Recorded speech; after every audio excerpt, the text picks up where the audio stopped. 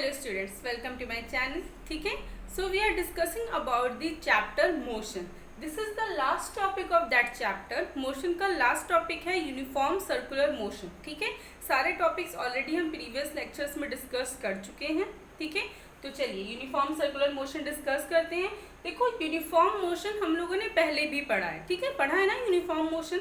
तो मैंने वहाँ पे जब बात की थी तो वो बात हुई थी स्ट्रेट लाइन मोशन की। जब भी हम बात करते हैं कि जो पाथ है हमारा वो स्ट्रेट लाइन मोशन लिया था हमने यूनिफॉर्म मोशन के केस में। ठीक है, अब यहाँ पे क्योंकि वर्ड लिखा हुआ है सर्कुलर, दैट मीन्स जो पाथ है, द पाथ, जिस पाथ पे वो बॉडी ट्रेवल कर रही है वो पाथ हमारा कैसा है, सर्कुलर। ठीक है, तो देखते हैं यूनिफॉर्म सर्कुलर मोशन क्या होता है। जैसे हम लोगों ने यूनिफॉर्म मोशन में डिस्कस किया था, when a body covers equal distance in equal interval of time. कोई भी body equal distance equal interval of time में कवर करती है ओवर अ सर्कुलर पाथ। ठीक है, मैंने यहाँ पे सिर्फ हम ये बोलेंगे when body covers equal distance in equal interval of time, तो वो यूनिफॉर्म मोशन होगा। But if we are saying over a circular path, मतलब सर्कुलर पाथ में, तो वो हो जाएगा हमारा यूनिफॉर्म सर्कुलर मोशन। ठीक है, दैट मीन्स सीधे डायरेक्ट में डेफिनेशन लिख देती हूँ। व्हेन अ बॉडी या फिर when an object covers equal distance in equal interval of time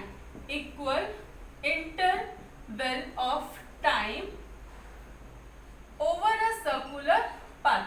कैसा पाथ है, over a circular path, then the motion is said to be uniform circular motion. तो इस टाइम पे जो मोशन होगा उसको हम लोग बोलेंगे यूनिफॉर्म सर्कुलर मोशन। ठीक है, समझ में आया। वैसे भी आप लोगों को यूनिफॉर्म मोशन का कॉन्सेप्ट मैंने क्लियर किया था, अगर आपने वो वीडियो नहीं देखा होगा तो देख लेना। ठीक है, so this is uniform circular motion when a body covers equal distance in equal interval of time over a circular path, then the motion is said to be uniform circular motion। ठीक है, जैसे मैं example दूं कि जैसे अर्थ, हमारी जो अर्थ है वो सन के अराउंड में रिवॉल्व कर रही है, तो वो कैसा मोशन होगा, it is uniform circular motion. ठीक है, क्योंकि वो सर्कुलर पाथ में मूव कर रही है। मून जो अर्थ के अराउंड में क्या कर रहा है, रिवॉल्व कर रहा है, तो वो भी मोशन कैसा है, it is also a uniform circular motion.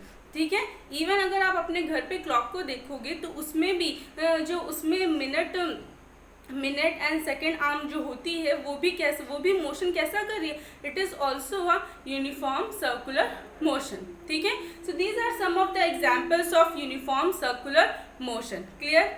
अब देखो, अगर मैंने एक थ्रेड लिया और थ्रेड से मैंने एक स्टोन को बांध दिया और मैंने ऐसे इसको रोटेट कराना स्टार्ट किया, तो क्या होगा, वो जो स्टोन है वो ड्यू टू दिस थ्रेड की वजह से वो क्या करेगा, एक सर्कुलर पाथ में मूव करना स्टार्ट कर देगा।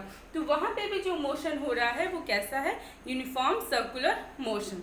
ठीक है, अब आपको मैं बता दूं कि जब स्पीड, अगर ये इक्वल डिस्टेंस कवर कर रहा है इक्वल इंटरवल ऑफ टाइम में, दैट मीन्स जो स्पीड होगी वो क्या होगी, यूनिफॉर्म। इट मीन्स कि यूनिफॉर्म मतलब सर्कुलर पाथ में जब आप यूनिफॉर्म सर्कुलर मोशन की बात कर रहे हो तो वहाँ पे स्पीड कैसी होगी, कांस्टेंट स्पीड होगी, या फिर हम कह सकते हैं कि जो हमारी स्पीड है वो कैसी है, यूनिफॉर्म स्पीड।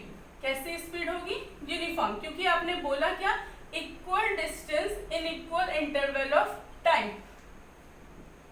ठीक है, तो बार बार अगर body equal distance equal interval of time में ले रही है तो जो स्पीड आएगी वो कैसी होगी, यूनिफॉर्म स्पीड, मीन्स स्पीड हमारी होगी कांस्टेंट। ठीक है, तो चलो अब हम बात कर लेते हैं वेलोसिटी की।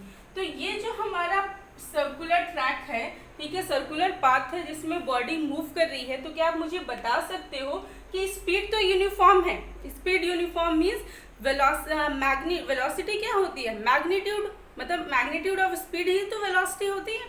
ठीक है, बट वहाँ पे कंडीशन है कि स्पीड विद डायरेक्शन, तो वहाँ अगर स्पीड यूनिफॉर्म है तो मैग्नीट्यूड तो कांस्टेंट हो गया। ठीक है, मैग्नीट्यूड तो कांस्टेंट है, तो क्या वेलोसिटी भी कांस्टेंट है या वेलोसिटी चेंज होगी। तो मैंने आपको बताया था कि वेलोसिटी के टर्म में हम magnitude as well as direction देखते हैं। वेलोसिटी के केस में हम क्या क्या चीजें चेक करते हैं?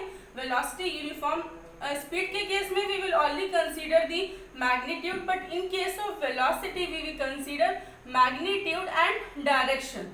ठीक है, मैग्नीट्यूड एंड डायरेक्शन। तो आपने देखा कि स्पीड यूनिफॉर्म है तो मैग्नीट्यूड तो कांस्टेंट हो गया।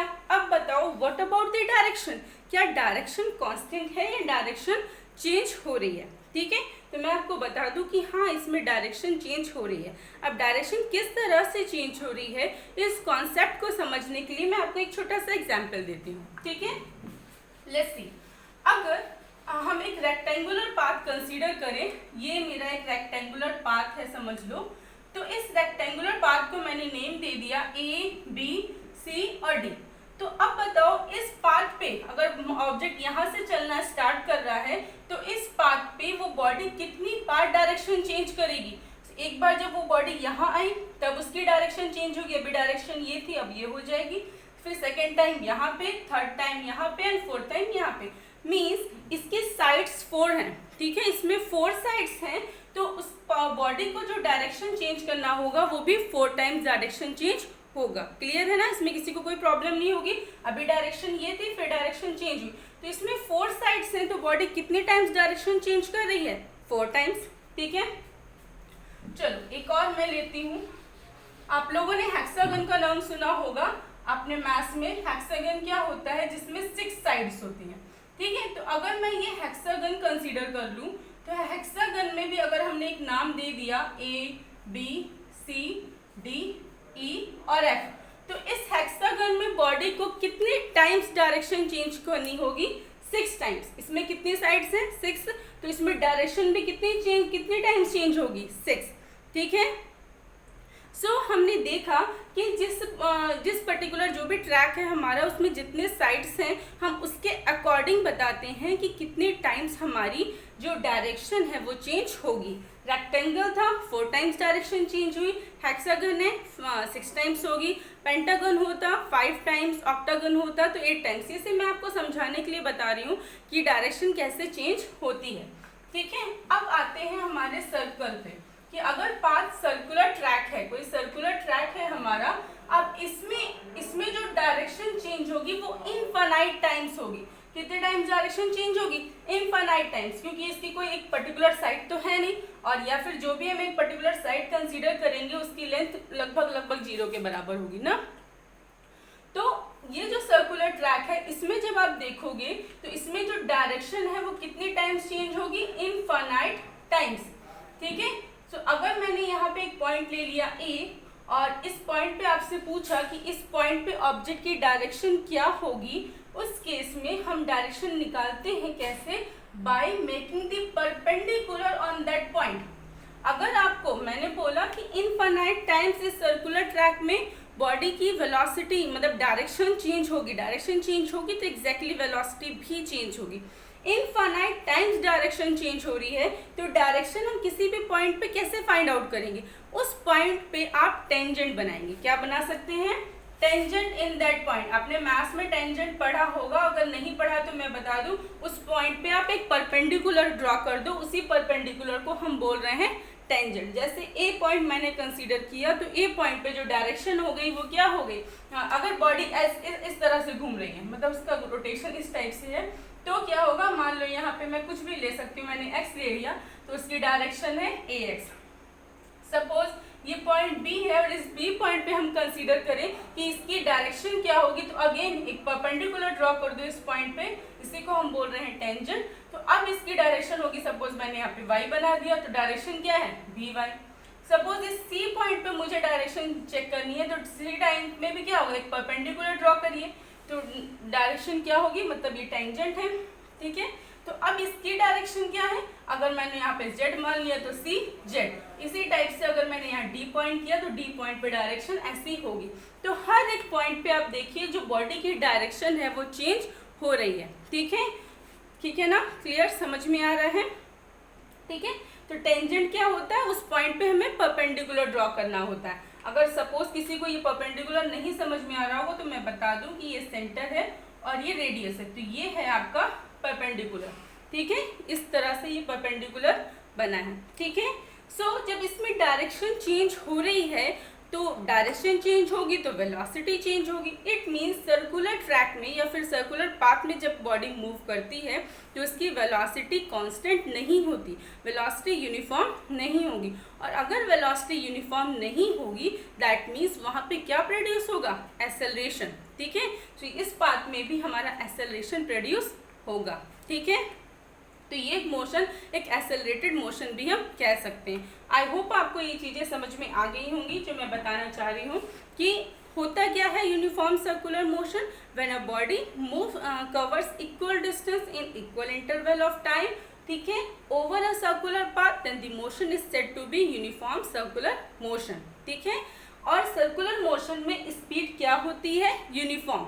ठीक है, बट वेलोसिटी क्या होती है, velocity is not uniform just because उस हर पॉइंट पे जो बॉडी की डायरेक्शन है वो क्या हो रही है, चेंज, और डायरेक्शन चेंज होगी तो भी वेलोसिटी चेंज होती है। वेलोसिटी चेंज हो रही है दैट मीन्स इस पाथ पे एक्सेलरेशन प्रोड्यूस होगा, तो ये जो मोशन है वो एक्सेलरेटेड मोशन है। ठीक है, होपफुली स्टूडेंट्स आपको ये पॉइंट्स क्लियर हो गया होगा। अगर क्लियर है तो लाइक करना, and if you have any doubt you can ask in the comment section. And अगर अभी तक आपने सब्सक्राइब नहीं किया तो प्रेस दी सब्सक्राइब कर दो and press the bell icon to get the latest update. Thank you.